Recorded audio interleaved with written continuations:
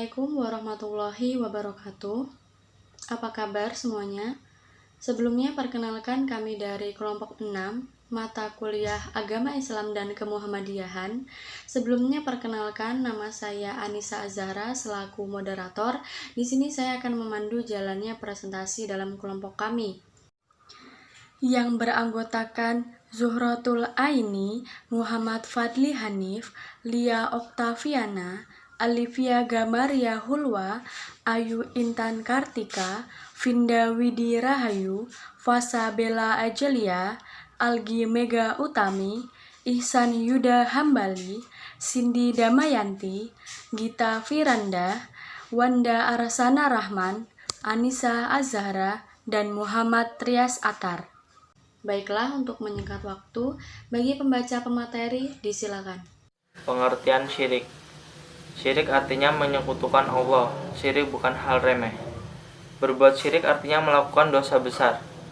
Bahkan syirik termasuk dosa dan kezaliman yang paling besar. Pelaku syirik menyandingkan kekuasaan makhluk atau bahkan benda mati dengan kekuasaan Allah. Misalnya meyakini sebuah berhala bisa mengabulkan doa, melakukan ibadah kepada makhluk halus yang ditakutinya, meminta rezeki kepada orang pintar, dan sebagainya. Allah Subhanahu wa Ta'ala mengutus Rasulullah untuk memerangi kemusyrikan dan menegakkan tauhid. Di masa jahiliyah, dikisahkan bahwa sudah banyak orang yang rajin beribadah. Mereka rajin sholat dengan ruku dan berdoa walaupun tidak bersujud, berpuasa, tawaf atau haji, bersedekah atau berzakat, dan sebagainya. Banyak dari mereka yang gemar melakukan tawaf atau bertahanut atau menyendiri untuk ibadah. Ibadah yang mereka lakukan sejatinya adalah warisan dari Nabi Ibrahim alaihissalam dan sebagian dari Nabi Muhammad alaihissalam. Sayangnya, ajaran dari para nabi yang mulia itu diselewengkan, sehingga pada masa jahiliyah mereka tidak lagi beribadah hanya kepada Allah.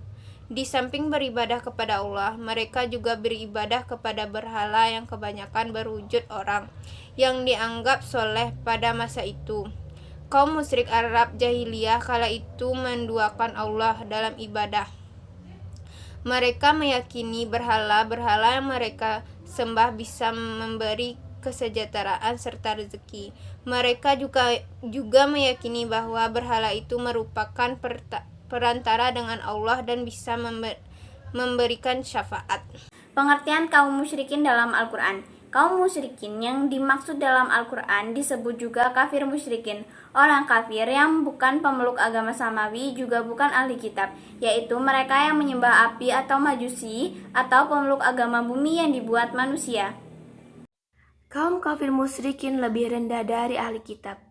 Para ulama meyakini bahwa kaum kafir musyrikin ini lebih rendah dari ahli kitab, Yahudi, dan Nasrani karena beberapa hal.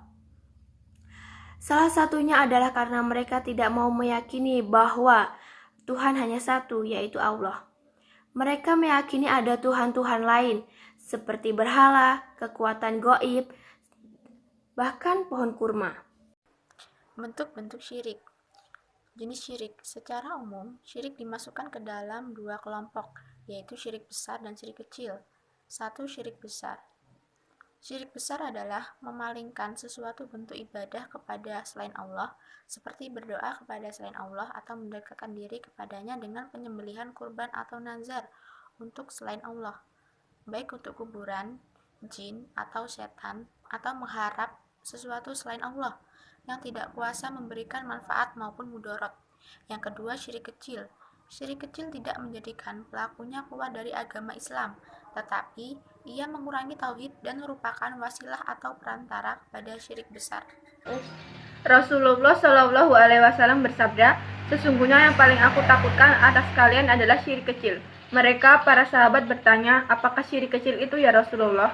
Dia Shallallahu Alaihi Wasallam jawab, yaitu riya. Hadis riwayat Ahmad dari sahabat Mahmud bin Labid R.A. Sebab-sebab syirik: mengagumi dan mengagungkan sesuatu dalam beberapa hal. Mengagumi dan mengagungkan atau menghormati itu diperintahkan, seperti mengagungkan dan mengagumi atau menghormati kedua orang tua, mengagungkan Rasulullah dan mengagungkan ulama. Namun penyimpangan akan terjadi manakala mengagungkan itu dilakukan secara berlebihan yang membawa kepada kultus yang memberikan sebagian sifat-sifat yang hanya dimiliki Allah kepada makhluk. Dari penyimpangan inilah banyak timbul kemusyrikan dalam sejarah umat manusia. Sebagai contoh, kaum Nabi Nuh mempunyai beberapa patung berhala yang mereka jadikan Tuhan untuk disembah. Cenderung mengimani yang konkret dan lalai, mengimani yang abstrak. Pada tahap pertama dari kelalaian ini, seorang musyrik tidak mengingkari adanya Allah, tapi ia mencari bentuk nyata yang menurut khayalannya bisa ditambahkan sebagai sifat-sifat Allah, seperti memberikan manfaat dan bahaya, mengetahui yang gaib, mengendalikan urusan bersama-sama dengan Allah.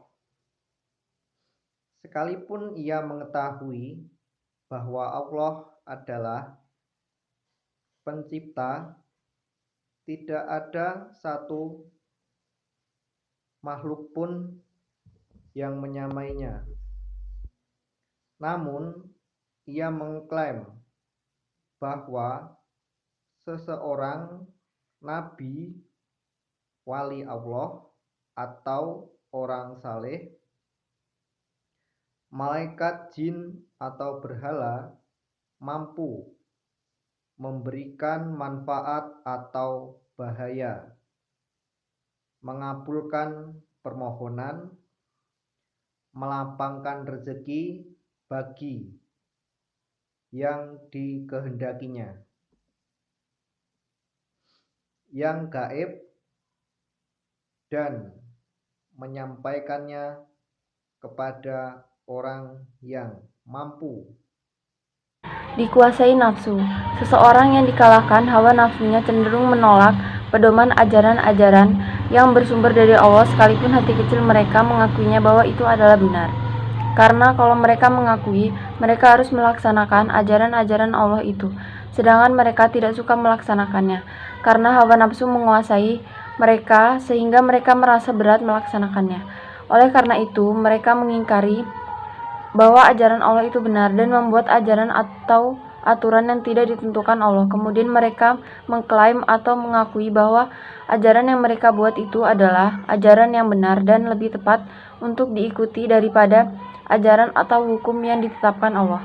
Dengan demikian mereka jatuh pada bentuk syirik, taat, dan mengikuti. Sombong dalam beribadah kepada Allah. Sombong yang dimulai dari menganggap remeh terhadap manusia dan berakhir dengan tidak mau beribadah kepada Allah. Pada umumnya sifat sombong terdapat pada jiwa orang yang berhasil memperoleh kesenangan kehidupan dunia, seperti harta, jabatan, kekuasaan, ilmu pengetahuan, dan semestinya. Namun sifat sombong bisa juga menimpa setiap jiwa yang sakit, sekalipun dari kalangan orang yang paling rendah. Adanya para penguasa yang memperbudak manusia untuk kepentingan mereka sendiri. Di antara penyebab syirik yang terpenting dalam sejarah kehidupan manusia adalah adanya para penguasa diktator atau penguasa yang berbuat sewenang-wenang, yang ingin memperbudak dan menundukkan manusia untuk kepentingan dan hawa nafsu mereka sendiri. Para penguasa tersebut, ketika mereka membuat aturan dan hukum yang dipaksakan untuk dilaksanakan ke rakyatnya, pada kenyataannya mereka menjadikan diri mereka sebagai Tuhan-Tuhan yang disembah selain Allah, karena hanya Allah lah yang berhak menentukan hukum dan aturan, di mana hanya Allah lah yang menciptakan dan hanya Dia yang maha mengetahui. Tindakan Rasulullah dalam menangkal syirik. Tidak berlebihan dalam memuji dan mengagungkan Nabi Shallallahu Alaihi Wasallam, seperti sabda beliau, "Janganlah kalian berlebihan memujiku sebagaimana orang-orang Nasrani berlebihan memuji putra Maryam. Aku ini tidak lain adalah hamba, maka katakanlah hamba Allah dan Rasul-Nya. Beliau melarang kita dari melakukan perbuatan menjadikan kuburan sebagai tempat ibadah dan larangan menjadi kuburan beliau sebagai id atau tempat yang didatangi berulang-ulang. Dan dalam hal ini Rasulullah melarang untuk melakukan perbuatan menjadikan kuburan sebagai tempat ibadah dan larangan kuburan beliau untuk dijadikan sebagai tempat id sebagai sabdanya dari Abu Hurairah radhiyallahu anhu bahwa Rasulullah SAW bersabda, jangan jadikan rumah kalian sebagai kuburan, jangan jadikan kuburan sebagai id, bersalawatlah kepadaku karena salawat kalian akan sampai kepadaku dimanapun engkau berada. Larangan bersafar menuju tempat yang berkah kecuali 3 masjid. Secara umum, melakukan perjalanan jauh atau safar tidaklah dilarang di dalam Islam. Mengajarkan adab atau safar, tapi sengaja bersafar ke suatu tempat hanya untuk melakukan peribadatan di sana, seperti fenomena di atas adalah perbuatan terlarang yang bertentangan dengan hadis Nabi yang dikenal dengan hadis Syadul Rihal. Sekian penyampaian dari kelompok kami, terima kasih. Baiklah, demikian presentasi dari kami. Kurang lebihnya kami mohon maaf. Apabila ada yang kurang paham dapat ditanyakan secara langsung melalui forum diskusi. Dan terima kasih yang sudah memperhatikan dengan baik. Kami akhiri. Wassalamualaikum warahmatullahi wabarakatuh.